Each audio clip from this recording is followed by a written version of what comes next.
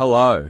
In this lesson, we will implement an application on Tinkercad that can turn on different color lights at 1-second intervals using a single RGB LED. This LED is of the common cathode type, so we connect the ground line on the breadboard to the common cathode pin of it.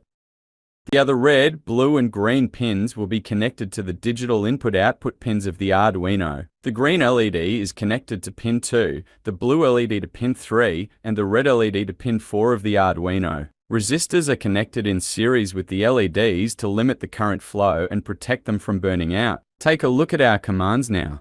We define variables of type integer named green, blue, and red and assign numerical values corresponding to the pins they are connected to. We then inform the Arduino in the setup section that pins 2, 3, and 4, defined with the names green, blue, and red, will serve as output pins. In the loop section, we set the red LED to low because the red LED is the last one to light up in the loop, and a 1-second delay has been programmed. Therefore, after waiting for 1 second while the LED is on, we need to turn it off at the beginning of the loop. Next, we provide power to the pin connected to the green LED by setting pin 2 to high.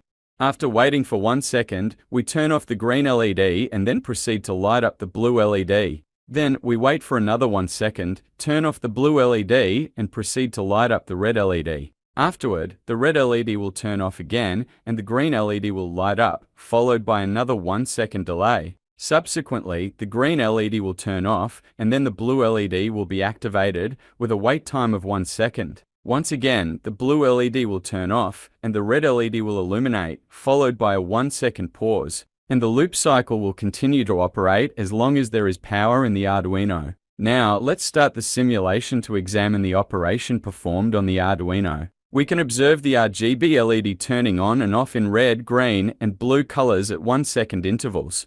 In our physical setup, we'll be using a common anode RGB LED instead of a common cathode. Therefore, we observe how to use a common cathode in Tinkercad and a common anode in our physical application.